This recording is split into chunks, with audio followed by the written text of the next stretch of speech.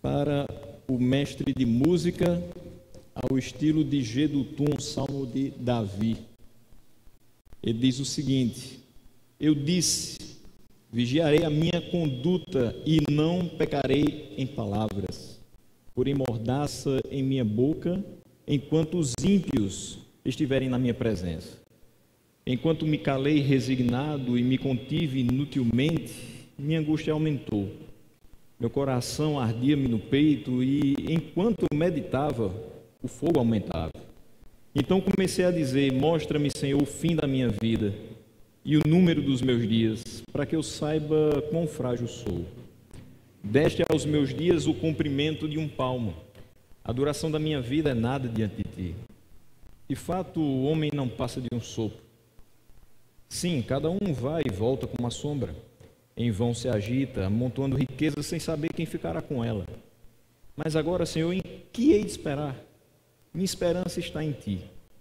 Livra-me de todas as minhas transgressões, não faças de mim um objeto de zombaria dos tolos. Estou calado. Não posso abrir a boca, pois tu mesmo fizeste isso. Afasta de mim o teu açoite. Fui vencido pelo golpe da tua mão. Tu repreendes e disciplinas o homem por causa do seu pecado.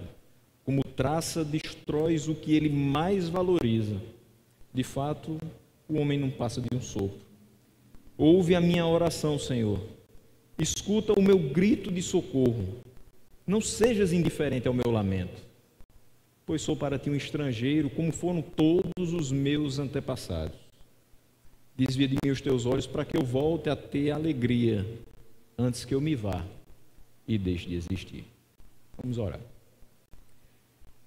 Senhor nosso Deus, nós te damos graças por mais um dia de terça-feira que o Senhor nos permite estar juntos, não somente orando uns pelos outros, mas prontos a ouvir a tua voz. Fala conosco nesse momento e que o teu Santo Espírito nos ajude a compreender exatamente o que o Senhor quer falar conosco nessa noite. Assim nós te oramos no nome de Jesus. Amém. Meus irmãos, eu estou chegando ao final da minha vida e eu tenho pensado acerca dos erros que eu já cometi durante essa curta carreira e pensando também no pouco tempo que eu tenho para consertá-los, de uma forma que o resto de vida que eu tenho sobre a terra seja proveitosa e que traga glória a Deus. Bom, eu espero que não esteja tão perto assim o dia da minha partida. Mas esse pode ser o meu discurso daqui a poucos anos. Esse parece ser o discurso de Davi no Salmo 39.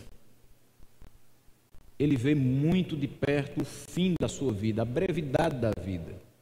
E o quanto isso nos faz enxergar os nossos próprios erros. O quanto isso nos faz encarar as nossas aflições, os nossos pecados, de uma forma bem diferente. Quando morre um jovem, alguém diz: ah, que pena, morreu um jovem. Tanta gente dizendo, tinha a vida toda pela frente. E não tinha. De fato, nós não sabemos quando vamos. Se hoje, até a meia-noite, se amanhã, se semana que vem, se daqui a 10 anos, se daqui a 50 anos. Ninguém sabe o dia que vai. Mas por que no natural, no dia a dia, nós não pensamos acerca das práticas que nós temos? Porque só pensamos nisso quando percebemos que está chegando o fim. Converse com uma pessoa que alcançou seus 90 anos de idade e ela vai dizer: ah, eu me lembro quando tal coisa era assim, quando eu tinha força para fazer isso, quando eu desenvolvia determinada atividade na igreja. Ah, mas hoje eu já não posso mais. E aí você pode fazer a seguinte pergunta para ela: qual a maior aflição que já arrebatou seu coração? E ela pode dizer, se for uma mulher, a morte do meu marido, a morte de um filho, que é uma coisa inesperada. Afinal de contas, o curso natural da vida não é esse, de pais enterrarem seus filhos. Se for um homem, pode dizer a morte de minha esposa, o dia em que perdi meu pai, e assim por diante. Mas por que que a gente não pensa a respeito dos erros que cometeu? Por que não traz aflição ao nosso coração durante toda a nossa vida? O dia em que cometi algo contra o Senhor. Por que que isso não aflige tão pesadamente o nosso coração e a gente só vai pensar nisso no final da vida? Ou quando está de cara com a morte? É impressionante o quanto a morte tem me rodeado nesses últimos dias. Para um pastor isso deveria ser algo mais ou menos comum. Por quê? Porque na mesma proporção, no meu caso, bem menos, mas é quase que na mesma proporção que nós casamos pessoas, apresentamos crianças, batizamos jovens, nós também fazemos cerimônias fúnebres. A morte sempre está presente na nossa vida. Mas não dá para ser tão natural quando isso se torna muito corriqueiro e você quer que ela passe longe de você. Quem está preparado para a morte? Alguém daqui está preparado? Alguém daqui teria coragem de abrir a sua boca e dizer assim: o Senhor pode me levar hoje? Por mais convicção que você tem a vida eterna, certamente você não vai pensar de pronto, eu estou pronto para morrer. Você vai pensar, minha família vai ficar triste. Os meus irmãos ficaram tristes. Eu vou deixar muita coisa por fazer. Eu ainda tenho projetos que eu quero desenvolver para a glória de Deus, em nome dEle. A gente nunca pensa que se a hora chegar agora, está tudo bem. E é justamente quando nós temos alguns encontros meio que fortuitos com a morte, ou próximo dela, que vem um flashback, vem passando um filme na nossa retina e a gente começa a pensar: eu não deveria ter feito isso, eu deveria ter pensado melhor ao falar determinada coisa. Isso certamente entristeceu ao Senhor. E essa retrospectiva nos faz tentar ser um pouquinho melhores nesse restinho de tempo que nos resta.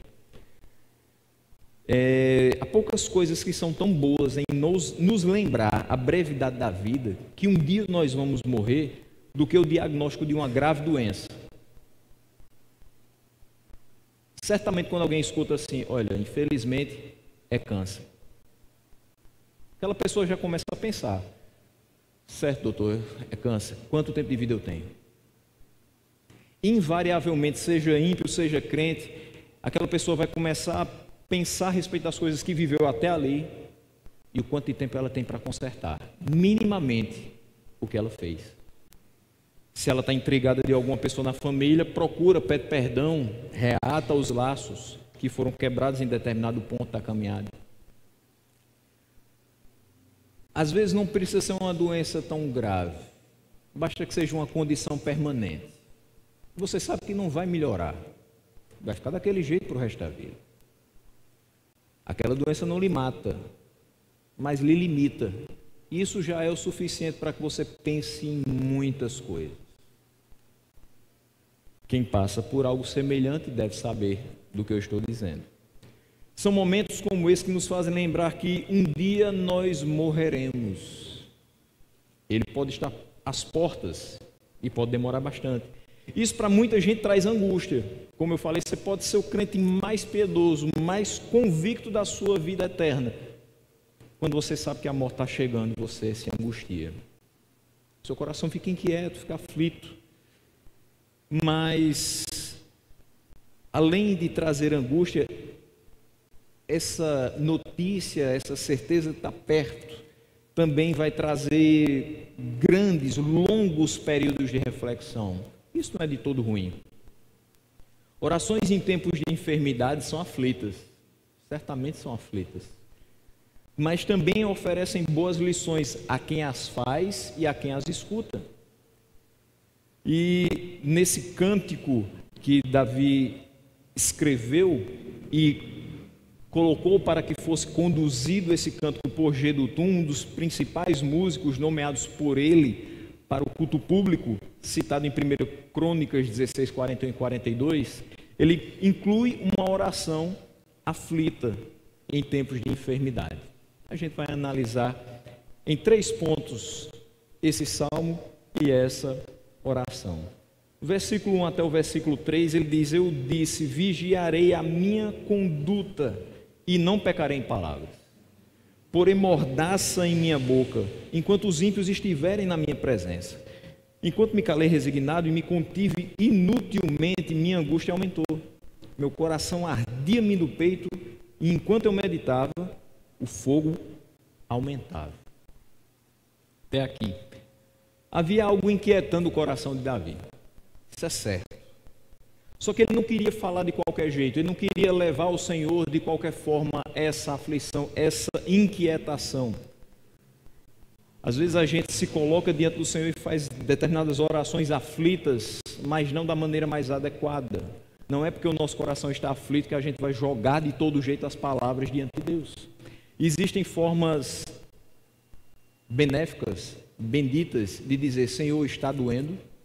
Existem formas pecaminosas de dizer: Senhor, eu não aguento mais, porque o Senhor mandou tudo isso para a minha vida.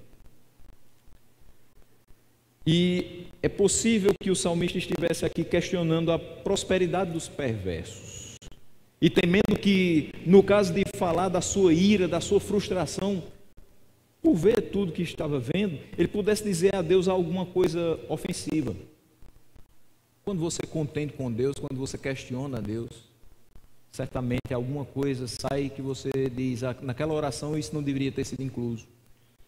Por isso que Davi fala: eu vigiarei a minha conduta, eu vou prestar bem atenção naquilo que eu vou fazer, e eu não vou pecar em palavras. Eu estou inquieto, eu sei agora muito perfeitamente na minha cabeça, no meu coração, que a vida é muito curta, que eu sei que a morte pode chegar a qualquer momento, mas eu não vou pecar em palavras reclamando de Deus, porque a minha vida é curta, porque me falta pouco tempo, e porque eu pequei e agora não tem tempo para consertar o volume de coisas que eu fiz contra Deus. É o que diz o versículo 1, parte A: vigiarei a minha conduta e não pecarei em palavras. Por isso ele se cala diante dos ímpios, já que ele não deve falar inadequadamente ao Senhor a sua aflição, ele se cala diante das pessoas que não compreendem a aflição do justo. E ele diz: porém mordaça em minha boca enquanto os ímpios estiverem na minha presença. Considerando que ele pode estar meio que invejando o sucesso, a prosperidade dos ímpios, quer trazer uma pequena reflexão para a gente. Meu irmão, se você tem sofrido na sua carne, na sua alma, invejado a vida, entre aspas, boa, mansa dos ímpios, certamente, se você falar para eles: eu tenho sofrido apesar de ser filho de Deus, e eles têm vivido muito bem, obrigado, sem a presença de Deus e sem considerar os seus caminhos, eles certamente vão lhe fazer o seguinte convite: venha para cá, venha para o nosso lado, deixe ou pare de sofrer. Você serve a um Deus que não te protege, você diz que serve a um Deus que te deixa sofrendo. Qual o propósito em fazer isso? Se você realmente está invejando a vida deles, é uma grande tentação ser convidado para viver a vida deles. Mesmo que a aflição diga o contrário, no íntimo nós sabemos que do lado deles não vai haver alívio completo e definitivo das nossas questões. Por mais que esteja doendo, só quem pode resolver é Deus.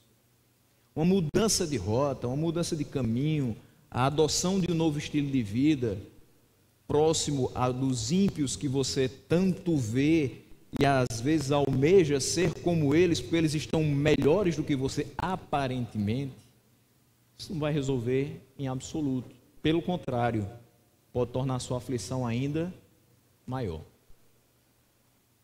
Davi se calou, para que o que ele falasse não servisse de combustível para alguma oferta dos ímpios. Só que isso fez a sua angústia aumentar. Não tem jeito. Certas coisas comprimem o nosso coração e a gente quer falar, a gente quer botar para fora, a gente quer desabafar, mas com quem? Com os ímpios? Com a pessoa que lhe critica porque você é crente?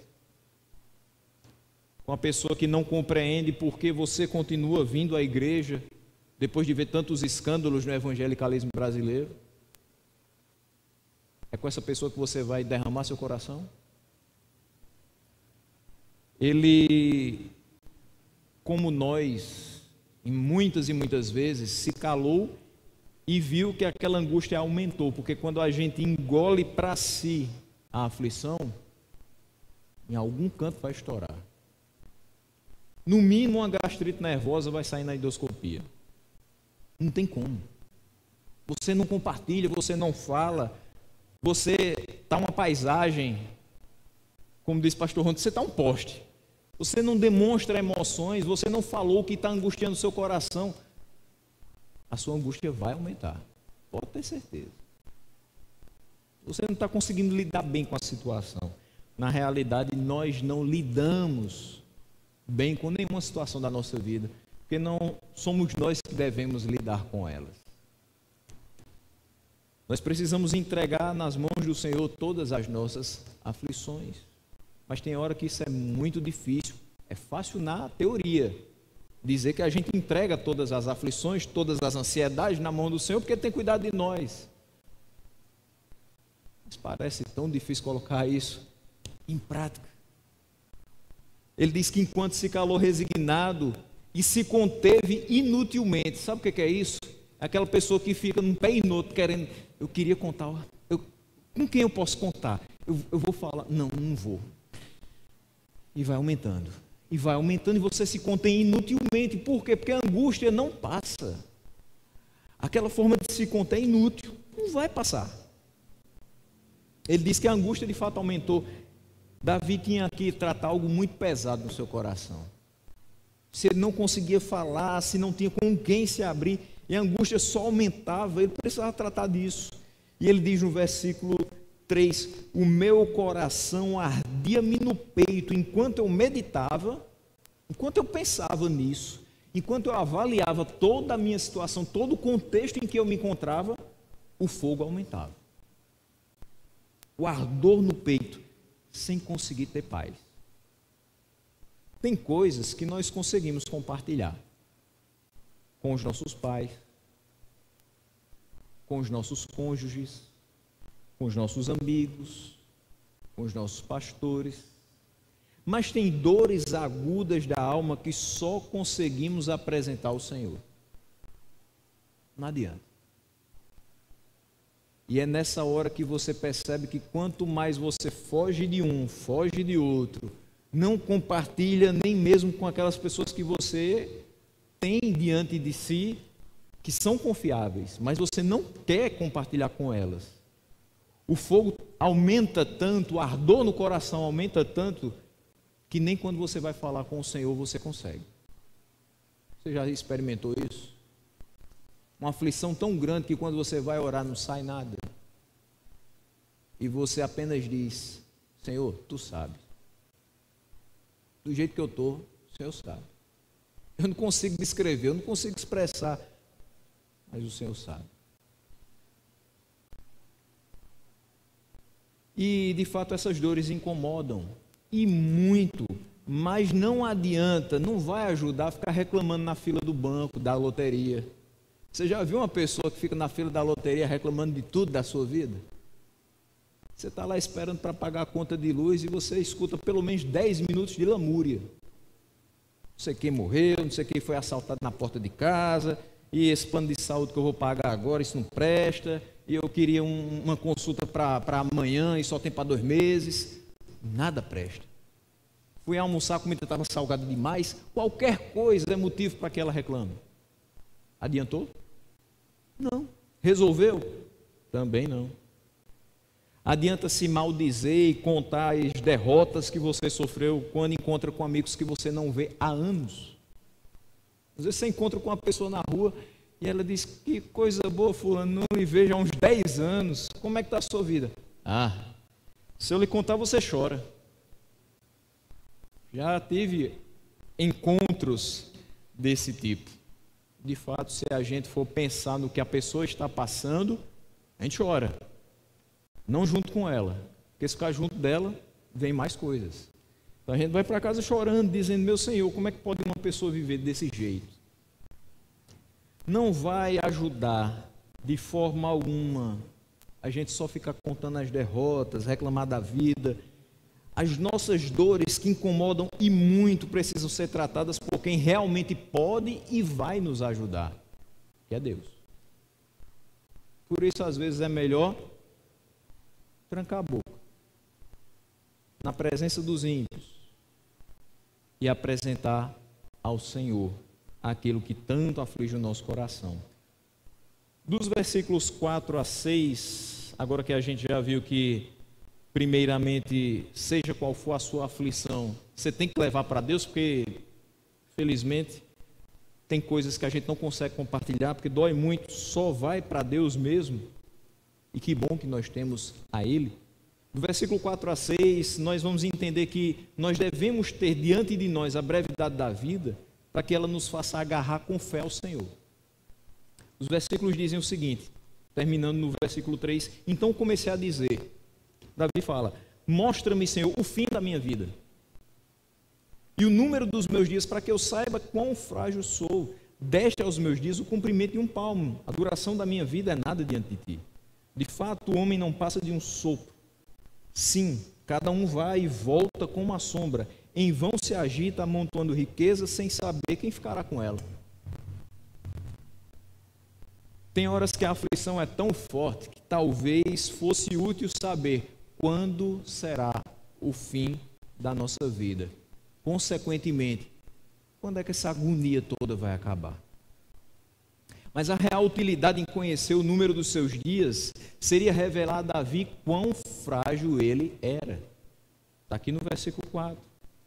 Me mostra o número dos meus dias para que eu saiba quão frágil sou. Se você soubesse que tem apenas 5 anos de vida, o que isso traria ao seu coração? O que você pensaria a respeito disso? Talvez você diria, eu tinha tantos planos para daqui a 5 anos, eu me via assim daqui a 5 anos. No meu caso, eu diria, foi da vontade de Deus que eu não chegasse nem aos 40. De fato, vivi muito pouco, poderia ter feito mais, mas no final das contas, sabe o que invariavelmente vai chegar ao nosso coração? Como eu sou frágil, como eu sou pequeno, eu não tive condição de fazer aquilo que eu pensei, aquilo que eu projetei. O tempo escapuliu por entre os meus dedos e eu não fiz nem metade do que eu pensava. E se a gente for analisar a vida de alguns que viveram a idade que a gente tem hoje, aí é que dá vergonha de tudo que a gente viveu. Quando eu penso que, por exemplo, David Bryan morreu com 29 anos, e eu já fiz 5 a mais do que ele, e não fiz 1% do que ele fez, fico dizendo, então, por que eu estou vivendo? Como eu estou vivendo? Será que minha vida tem valido tanto a pena, se eu consigo enxergar que outros, com muito menos tempo de vida, fizeram muito mais? E olha que não consola o fato de saber que naquela época era daquele jeito. Não.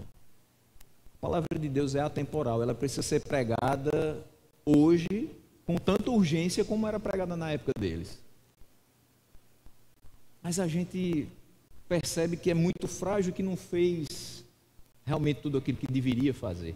E a gente se corrige? Nem sempre. Tem pessoas que sabem que têm pouquíssimo tempo de vida, que sabem que são frágeis, e mesmo assim a arrogância não sai do coração delas, das palavras delas. De fato, deve haver uma utilidade em saber que o seu tempo é curto sobre a terra. É saber que você é frágil. Mas se você sabe que é frágil, mas não busca forças em quem pode lhe dar força, essa informação nada adianta. A pessoa que não sabe que em Deus nós podemos ser feitos fortes e trabalhar para a sua honra e glória, vão saber apenas que são frágeis e não vão fazer nada de diferente do resto das suas vidas. Foi-nos dado um tempo de vida semelhante ao comprimento de um palmo. Daqui para cá. É muito pouco. Meu palmo deve ter uns 23 centímetros. Isso não é nada. uma régua escolar é maior do que o meu palmo. Isso quer dizer que se eu fosse transformar uma régua escolar na minha vida, eu ainda teria que cortar algum pedaço. Veja como a nossa vida é pequena. Se a nossa vida é pequena e nós conseguimos enxergar isso, por que a gente se acha tão forte? E acha que pode resolver as próprias aflições? E acha que pode resolver os próprios conflitos existenciais? E acha que pode organizar a sua mente de uma forma que você vai ficar praticamente invulnerável, sem a ajuda de um ser especial e poderoso como Deus. A duração da nossa vida não é nada quando comparada à grandeza de Deus. O tempo de Deus não é de um palmo, ele é eterno. Ele não cabe aqui na palma da minha mão. Ele não cabe na palma das mãos dos quase 8 bilhões de seres humanos espalhados da face da Terra. Se eles juntassem de palmo a palmo, ainda assim seria totalmente insuficiente para calcular alguma coisa a respeito da grandeza de Deus. E por que, mesmo sabendo que somos frágeis, que o nosso tempo é semelhante ao comprimento de um palmo, que a duração da nossa vida nada é quando comparada a Ele, por que não colocamos a nossa vida nas mãos dEle? Porque quando a coisa aperta, quando a gente vê a brevidade da vida diante de nós, a gente simplesmente diz, tudo bem, eu fiz o que dava para fazer. Tudo bem, eu sou frágil, mas o que fazer? O que fazer? Confiar nele. O que fazer? Pedir que ele se utilize de você. O que fazer? Viver o restante da sua vida, já que você não viveu para trás, para a glória dele. Pedir que ele mude sua rota. Pedir que ele faça do sopro que é a sua vida algo que realmente edifique as pessoas que estão à sua volta. O homem não passa de um sopro, dure ele 100 anos, 34 anos ou apenas algumas horas. Tudo passa tão rápido como a passagem de uma sombra. Pela manhã você acorda, vai para o seu trabalho e o sol está projetando sua sombra naquele local. Daqui a 10 minutos, a sua sombra já está aqui. Daqui a 2 horas, a sua sombra já está sendo projetada aqui. No fim da tarde, a sua sombra está sendo projetada aqui. Caiu a noite e a sua sombra já não está mais sendo projetada pela luz do sol. Passou. 24 horas. Porque às vezes a gente diz, o dia passou, não fiz nada. Você fez, você sabe o que você fez. Mas você encara que não fez nada de produtivo. Você lavou sua casa inteira, você preparou o seu almoço, o seu jantar, você organizou seus filhos para ir para a escola, você fez muitos trabalhos externos, mas mesmo assim você encara que aquelas 24 horas foram como nada. Passaram tão rápido que o que eu fiz? E muitas coisas ficaram para amanhã. E daí você percebe que a frase que talvez você mais goste de falar não deveria estar dentro do seu vocabulário. Quando você olha para uma pessoa e diz assim, eu quero que você faça isso para ontem. Não. O ontem já passou.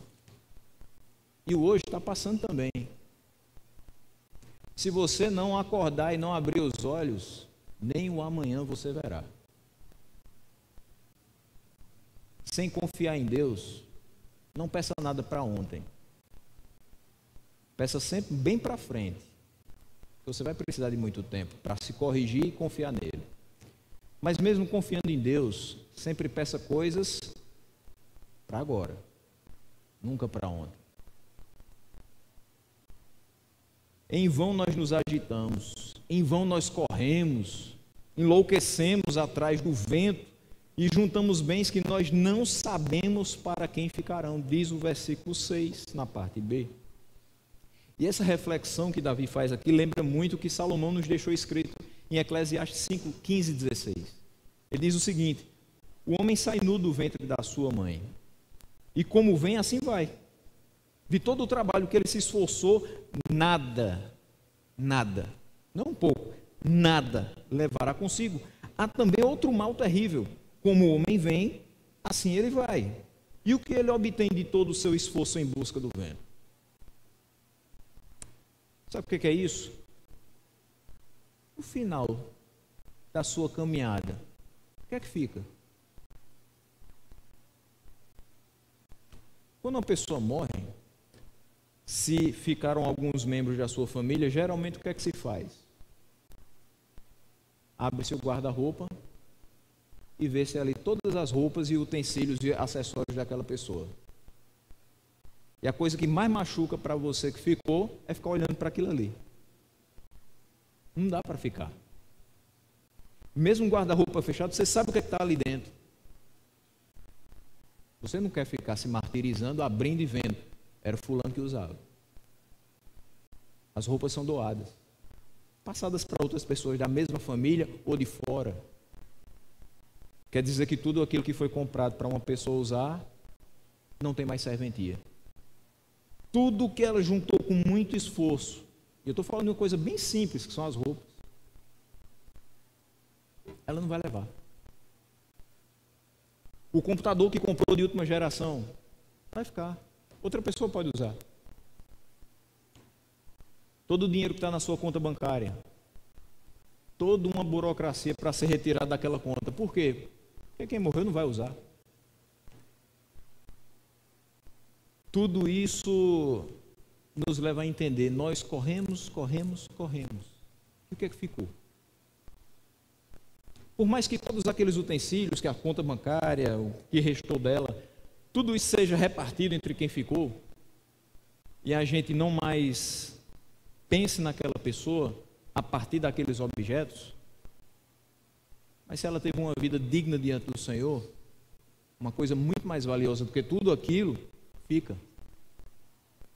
Se a gente pensa em viver não para juntar coisas, mas para juntar lembranças, principalmente no coração daqueles que nós amamos, muitas coisas boas nós poderemos deixar.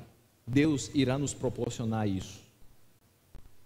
O homem vem e vai, ele não obtém praticamente nada do seu esforço em busca do vento.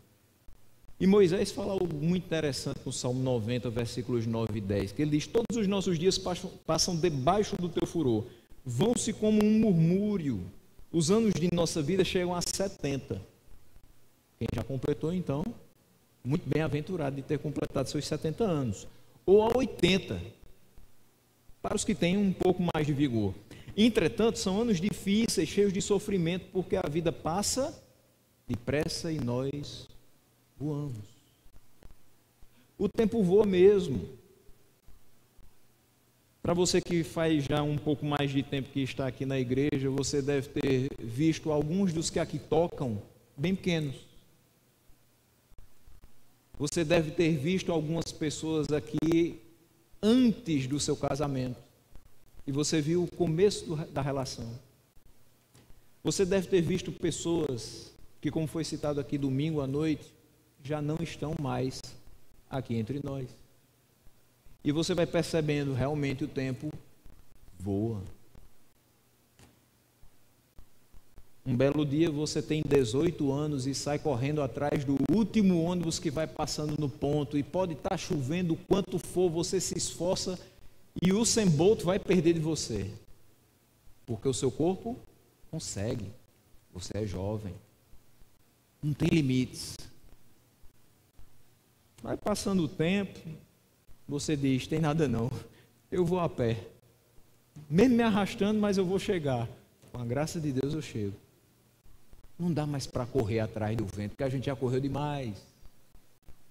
E viu que não era tão interessante fazer isso.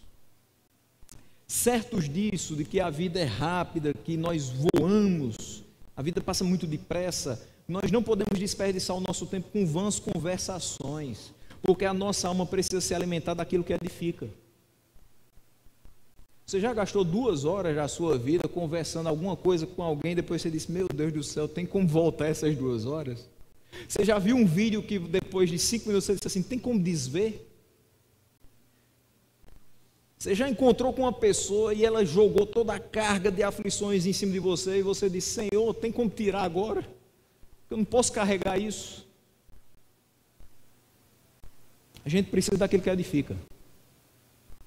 5 minutos de uma pequena conversa, parado ali, próximo ao local onde você vai comprar uma quentinha de 12 horas, o sol escaldante, mas uma conversa edificante, você até esquece que está fazendo 35 graus.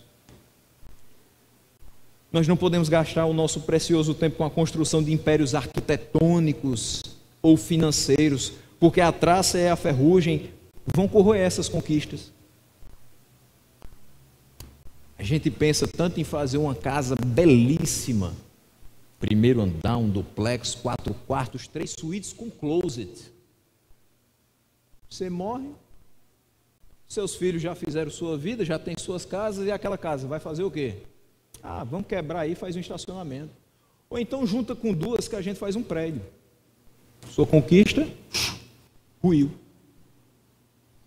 Nós não podemos viver a parte da palavra de Deus com a garantia de que nós vamos acordar no dia de amanhã, porque só quem crê no amanhã é quem sabe e crê que ele vive e põe nele a sua esperança. A brevidade da vida nos deve servir de incentivo a uma busca incessante por um viver piedoso, com fé em Deus, consciente de que para todo aquele que nele crê, quando ele fecha os olhos, ele vai ter a vida eterna. Mas no finalzinho, Davi vai fazer uma oração, dos versículos 7 a 13, e a gente entende que nós devemos nos dirigir ao Senhor, porque só Ele nos livrará da angústia do nosso coração e nos livrará desse mundo caído. Versículo 7 diz: mas agora, Senhor, depois de já saber tudo isso, meu coração está angustiado, eu olho para o volume de meus pecados, eu não sei nem o que é que eu faço, me mostra o fim da minha vida, porque talvez vendo isso, eu sei que eu sou frágil, eu sei o dia que a minha agonia vai acabar, minha vida é como um sopro, eu nada sou sem o Senhor, mas e agora, o que é que eu espero disso? E ele diz: minha esperança está em ti. Esses últimos versos compõem uma oração feita por um coração aflito pela brevidade da vida e pela consciência das suas transgressões. A não ser que você seja um ímpio que peca inveteradamente, totalmente cauterizado na sua mente, chegou o final da sua vida, chegou o momento que você sabe que dali não volta, você tem consciência das suas transgressões e você começa a se martirizar por elas. E quando nós refletimos nas nossas dores, nos nossos pecados, que muitas vezes esses pecados são os causadores das nossas dores, nós temos diante de nós essa brevidade da vida, nós pensamos: o que será de mim? O que é que eu vou esperar agora? Nós só podemos esperar algo de bom, algo de proveitoso, do que nos resta de vida se nós esperarmos no Senhor. Não tem como. Se for eu planejando minha vida, algumas coisas podem até sair razoavelmente bem se estiverem em conformidade com a vontade dele. Mas geralmente a gente faz planos que nem de rascunho servem, que estão fora daquilo que ele quer para nós. O versículo 8 nos diz: livra-me de todas as minhas transgressões. Ele está vendo, é a vida dele passando diante dos olhos. Eu transgredi demais, eu pequei contra o Senhor, eu pequei contra os céus. Não faças de mim um objeto de zombaria dos tolos. Davi pede que o tempo breve que ele tem sobre a terra não seja só recebendo as consequências dos seus erros, só recebendo pancadas por conta daquilo que ele mesmo fez. Ele sabe que ele fez. Ele diz: livra-me das minhas transgressões. Ele não está dizendo que não fez nada. Ele não é o aluno da 5ª série que saiu de sala e disse assim: eu não fiz nada, o professor me botou para fora porque eu acho que se enganou. Não, ele sabe: eu fiz muita coisa, eu sou consciente do que eu fiz. Senhor, me livra dessas transgressões. Mas como assim, se você já as cometeu? Me livra de ficar recebendo o tempo todo as consequências delas. Me livra de, no fim de todas as coisas, receber algo que não seja a vida eterna por conta delas. Meus irmãos, que o Senhor nos livre das nossas transgressões também. Que o Senhor nos livre da nossa iniquidade, que por vezes nos assola. Que nós não vivamos sendo alvo da zombaria dos tolos pelo nosso mau procedimento. Davi é alguém que serve ao Senhor. E alguém que serve ao Senhor não pode ser alvo da zombaria dos tolos porque se comporta mal, porque vive de forma insensata. Porque as pessoas estão prontas para nos criticar e nos colocar do inferno para baixo. E dizer, que tipo de crente é esse? A gente não quer passar por isso. Mas às vezes a gente dá uma certa margem por conta de coisas que a gente pratica.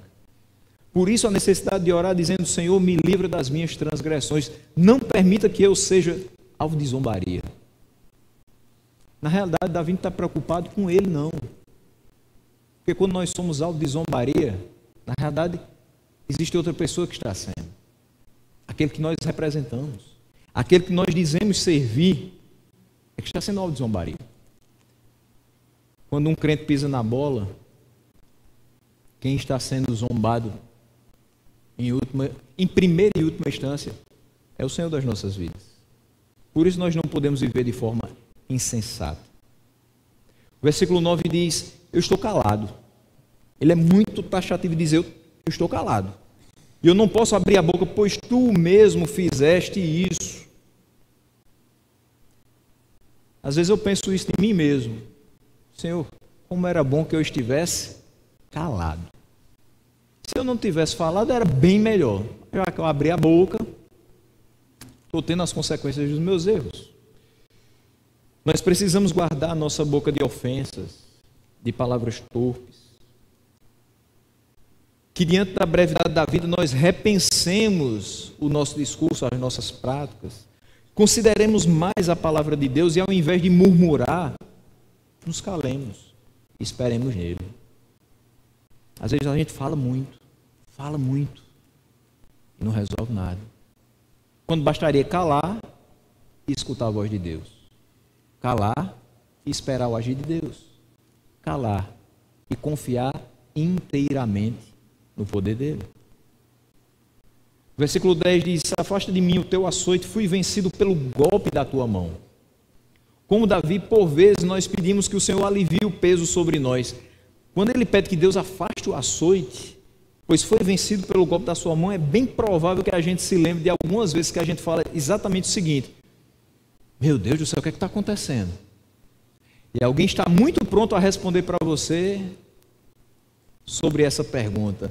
Ah, é Deus pesando a mão, meu filho.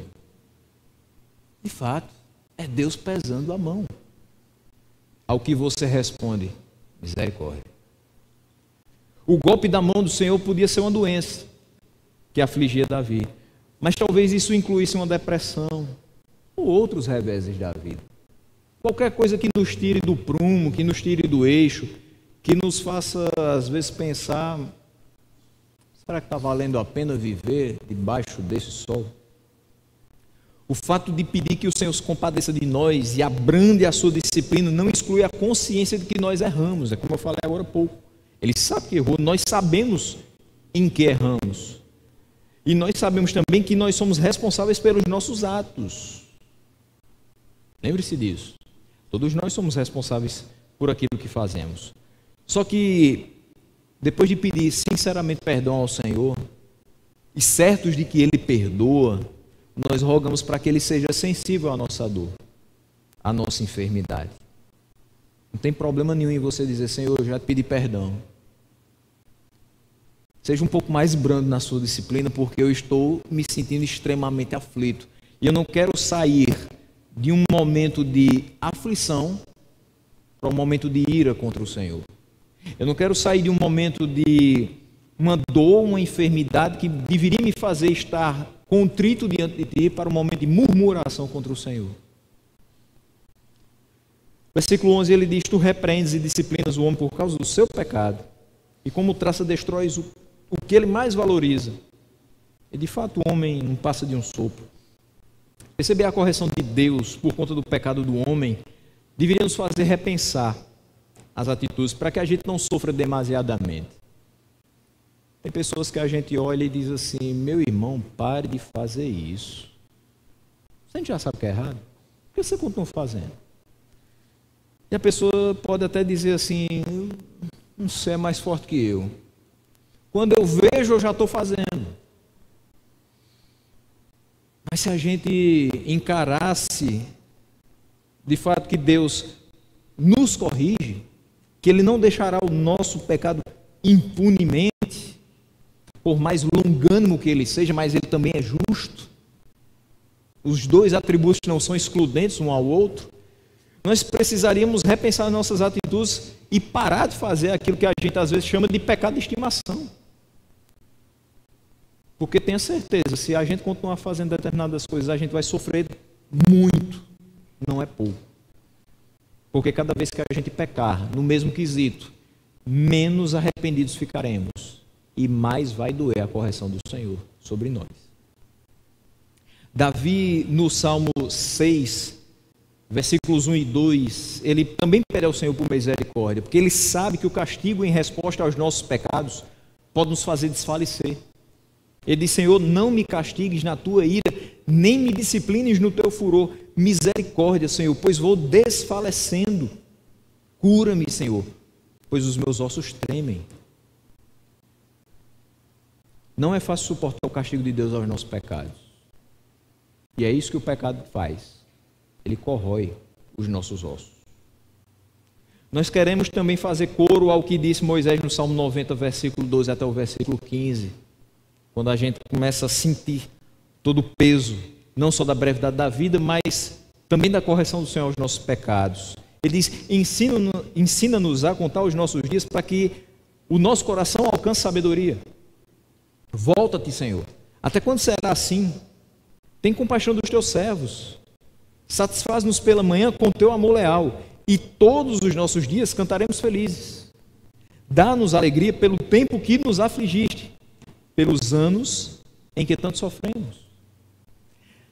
Tem hora que você já experimentou um período tão grande que você diz assim: Senhor, eu não sei quanto tempo mais eu tenho de vida, mas pelo menos o mesmo tempo que eu sofri, me dá agora de alegrias.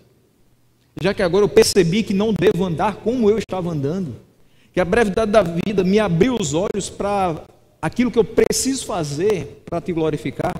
Então me dá pelo menos a oportunidade de viver o tanto que eu vivi aflito, que eu possa viver alegre, me satisfazendo apenas no Senhor, porque eu sei que satisfação em outras coisas eu não encontrei. De fato, nós precisamos voltar os nossos olhos para a palavra do Senhor, temer ao Senhor, honrar o Senhor, porque todo o resto da nossa vida é vaidade. Versículos 12 e 13, finalizando, ele diz: ouve a minha oração, Senhor. E escuta essa oração exatamente no tom que ela deve ser feita. Essa oração, no começo do versículo 12, é uma oração dentro de outra, só que ela tem uma gradação, uma intensidade mais forte. Quando as aflições começam a chegar na nossa vida, a gente ora. Ouve a minha oração, Senhor. É assim que a gente ora. Só que aí teve um momento que a gente estava tão aflito que a gente se calou diante dos ímpios. E essa aflição, esse fogo, essa angústia aumentou. E aí ele vai dizer: escuta o meu grito de socorro. Você orou, agora você já está clamando. Você já está gritando socorro. E como eu falei, tem horas que dói tanto que você nem fala. Você só chora. E aí ele diz: não sejas indiferente ao meu lamento, às minhas lágrimas. Não tem mais grito, não tem mais oração extremamente fervorosa, toda cheia de fôlego. Tem só um choro e você pede humildemente: Senhor, atenta para isso, não seja indiferente ao meu lamento. Eu tenho sofrido. Ao chamar a si mesmo, nesse versículo 12, de estrangeiro, ele diz: pois sou para ti um estrangeiro, como foram todos os meus antepassados. Ele, mais uma vez, mostra quão miserável é a sua condição. Ele sabe que o tempo de vida que ele tem, ele não tem capacidade humana de resolver todas as questões nas quais ele se envolveu. E você pode lembrar agora, rapidamente, de 2 ou 3 situações em que Davi pecou contra o Senhor. E mesmo que ele tivesse toda a vida para corrigir, ainda assim, as consequências acompanhariam. Como assim também é conosco. E nós percebemos que, quando essas aflições não são resolvidas pelo nosso braço, quão miserável nós somos. E quão miserável nós estamos quando nos deixamos envolver com determinados pecados e a vida começa a se esvair, a gente não se corrigiu a tempo. O propósito do discurso do salmista consiste em que Deus vê do céu quão miserável a nossa condição é ou seria se Ele não nos sustentasse com a sua misericórdia. Se não fosse por Ele, a gente não estava de pé. Se não fosse por Ele, mais miseráveis ainda seríamos do que antes do encontro que Ele promoveu conosco. Se nós não tivéssemos voltado para o Senhor, colocado nele toda a nossa esperança, era isso que nós estaríamos passando agora ao refletirmos sobre a brevidade da vida. O desespero por saber que no tempo que resta nós não teríamos capacidade de resolver as nossas debilidades. Nós não teríamos prazer na história das nossas vidas. Você ia olhar para trás e dizer, meu Deus, o que eu fiz? E você não teria paz em relação ao seu legado. O que eu vou deixar? Para os meus filhos, para os meus netos, para os meus amigos. Quando se lembrarem do meu nome em algum momento aleatório, que vão dizer quem foi fulano de tal. Davi finaliza pedindo que Deus desvie dele, no versículo 13, os seus olhos. Parece estranho, às vezes a gente até já escutou canções e que diz assim, olha para mim. E aqui Davi não quer que o Senhor olhe para ele. Por quê? Porque ele sabe que se Deus olhar para ele, vai encontrar um coração aflito pelos pecados que cometeu. Senhor, não olha para mim agora. Desvia o teu olhar de mim. Não olha para os meus pecados. Não leve em conta o que eu tenho feito. Sabe por quê? Porque eu não quero continuar recebendo as consequências deles. Eu quero voltar a ter alegria antes de partir. Antes que eu me vá e deixe de existir, eu peço que o Senhor não olhe para os meus pecados, não contemple o pecado que eu cometi, não torne a derramar da sua ira. Traz alegria ao meu coração, mesmo que seja só um pouquinho. Eu quero finalizar trazendo 3 pequenas reflexões para a gente. Davi se deu conta de quão breve é a vida e o quanto ele sofreria durante esse curto espaço de tempo por ser um pecador.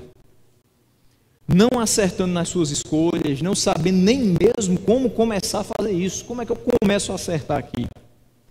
Sendo fragilizado pelo passar dos anos, a deterioração do seu corpo físico, com o coração aflito por querer sentir alegria sem saber onde encontrar.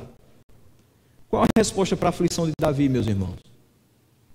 Qual a resposta para os nossos questionamentos, para a nossa aflição? Deus responde a Davi. Deus nos responde com o envio do seu Filho. Cristo é a resposta para os nossos questionamentos. Cristo é o perdão para os nossos pecados, para as nossas transgressões. Ele é a cura para as nossas enfermidades, sejam elas físicas ou espirituais. Uma segunda questão é não perca tempo. Sabendo que a vida é breve e que nós não suportamos um sofrimento que perdure, coloque a sua esperança em Cristo. Por último, o fato de percebermos e refletirmos acerca da brevidade da vida não deve nos impulsionar a um viver inconsequente. Já que falta pouco tempo, vou aproveitar. Não adianta mais ficar pensando no que eu fiz ou deixei de fazer. Aproveitar o resto do tempo que eu tenho. Não deve nos impulsionar também a um viver indolente, sem preocupação em acertar. Antes que isso nos faça agarrar com fé o Senhor e a vida que Ele nos propõe viver para a sua honra e para a sua glória, evitando uma lista enorme de arrependimentos nos nossos momentos finais, nos quais só deverá existir espaço para agradecimentos ao Senhor por todos os seus benefícios para conosco. Que no final da nossa vida a gente só tem a agradecer. Que a gente não se arrependa do que fez, a não ser de não ter corrido para os braços dele muito antes.